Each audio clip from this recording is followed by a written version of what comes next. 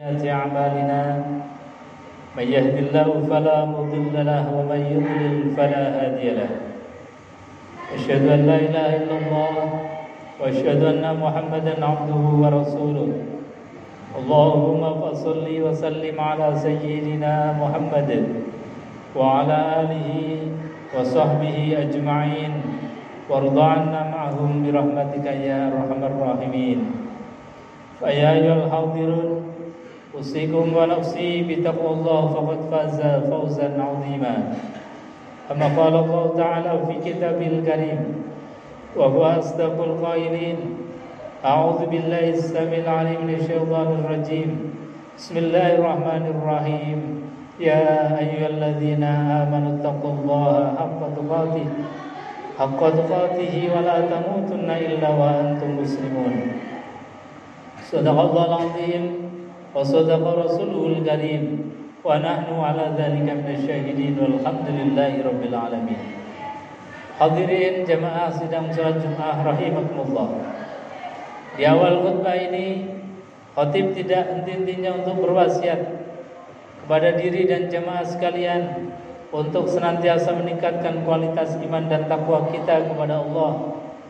Takwa dalam makna dan arti yang sebenar-benarnya, yaitu imtithalul awamir wa ijtinabun nawahi, menjalankan yang diperintahkan Allah dan menjauhi apa yang dilarang oleh Allah Subhanahu wa taala. Dan alhamdulillah pada siang hari ini kita ditakdir untuk bisa melangkahkan kaki kita menuju masjid yang mulia ini dalam rangka memenuhi panggilan Allah Subhanahu wa taala melaksanakan salat Jumat berjamaah. Mudah-mudahan iman takwa ini senantiasa bisa kita bawa sampai akhir hayat sehingga kita diwafatkan dalam keadaan husnul khatimah. Amin ya rabbal alamin.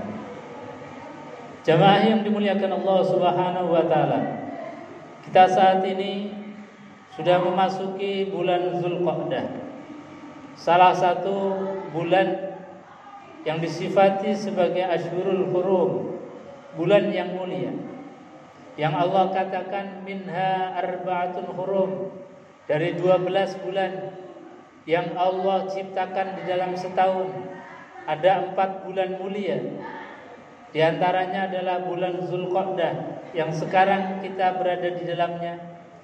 Kemudian bulan Zulhijjah bulan depan, dan juga bulan Muharram bulan berikutnya, dan satu lagi bulan Rajab. Bulan ini adalah bulan Ashhurul Hurum, bulan yang mulia. Dan di bulan Zulqa'dah ini ada peristiwa besar yang kalau kita membaca sirah nabawiyah, sejarah Nabi, sejarah Islam, ada peristiwa besar yang terjadi di bulan Zulqa'dah ini. Di antaranya adalah peristiwa yang dimana baginda Rasulullah Sallallahu Alaihi Wasallam itu kemudian beliau bermimpi melaksanakan ibadah haji di tahun itu.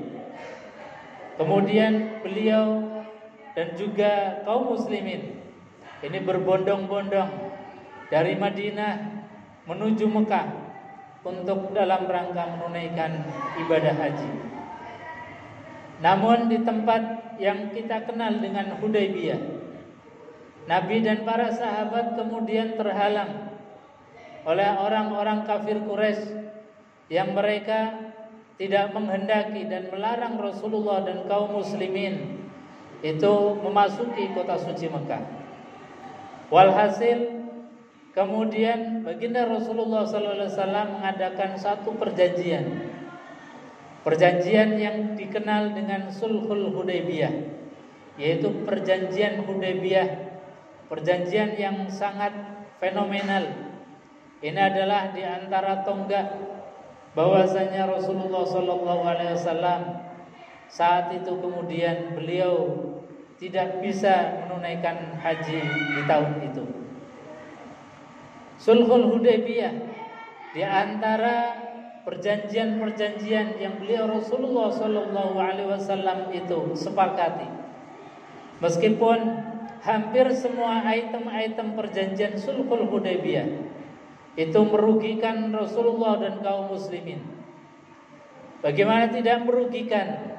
Di antara item-item yang disepakati oleh kedua belah pihak, di antaranya adalah jika ada orang Mekah yang mau ikut hijrah ke Madinah, mengikuti Rasulullah, maka harus dikembalikan lagi ke Mekah. Ketika ada orang Mekah yang mau masuk Islam, kemudian dilarang untuk masuk Islam dulu, harus dikembalikan kepada akidah yang awal.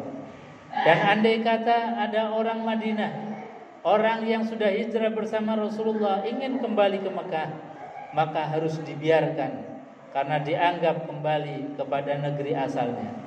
Ini tentu akan sangat merugikan bagi Rasulullah SAW. Juga jika ada anak kecil yang mau masuk Islam, maka harus sepersetujuan dari orang tuanya dulu.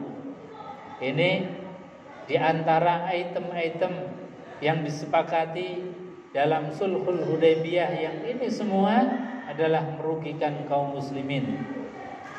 Namun ada satu dari item perjanjian yang disepakati oleh Rasulullah, bahwasanya selama 10 tahun tidak boleh ada peperangan di antara kedua belah pihak, baik kaum muslimin dengan kaum kafir Quraisy atau kafir Mekah, harus gencatan senjata selama 10 tahun.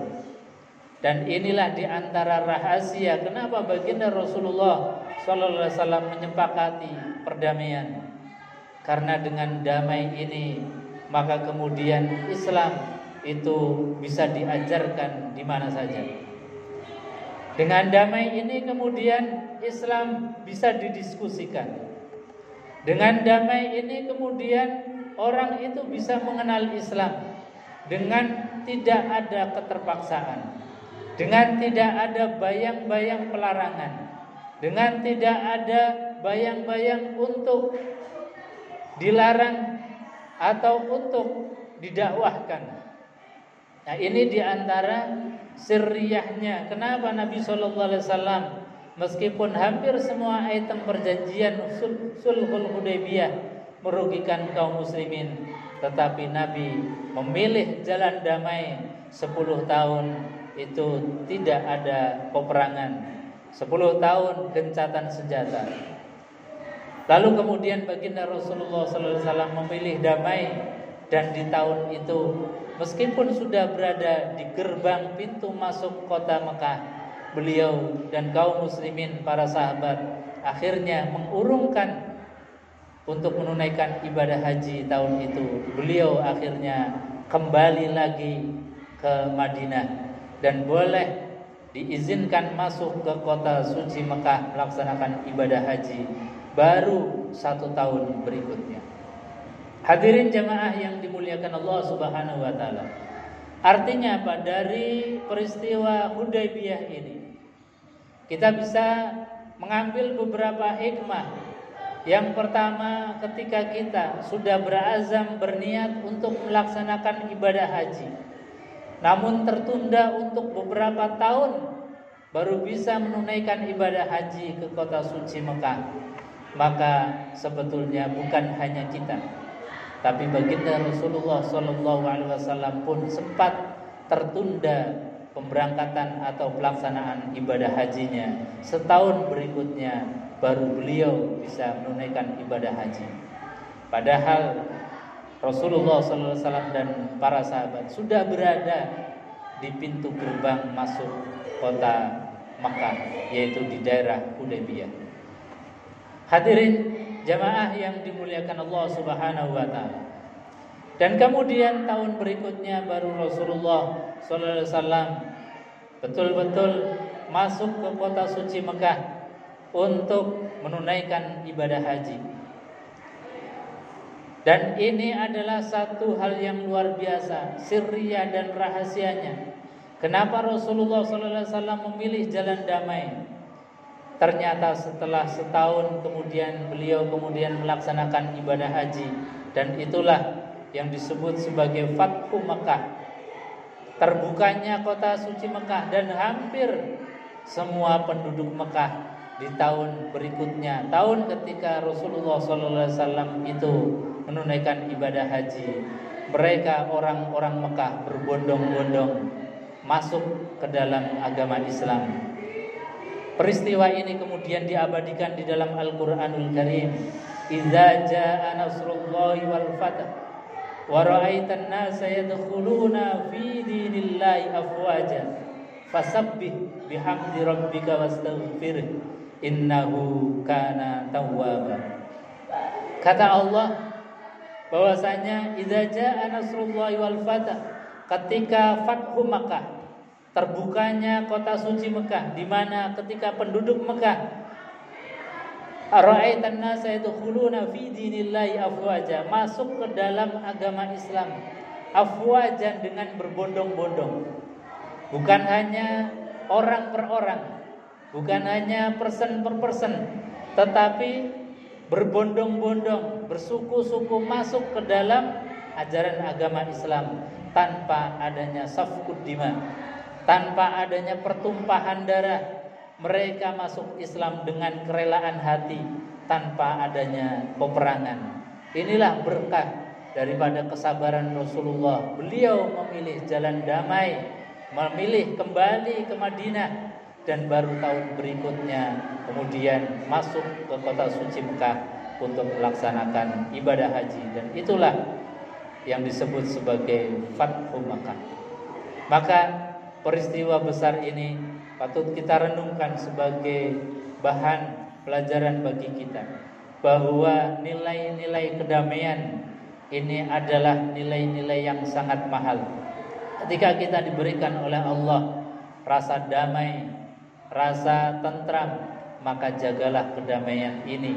Jangan sampai kemudian perdamaian ini terkoyak oleh perkara-perkara yang sifatnya remeh, perkara-perkara duniawi, perkara-perkara kepentingan politik dan lain sebagainya.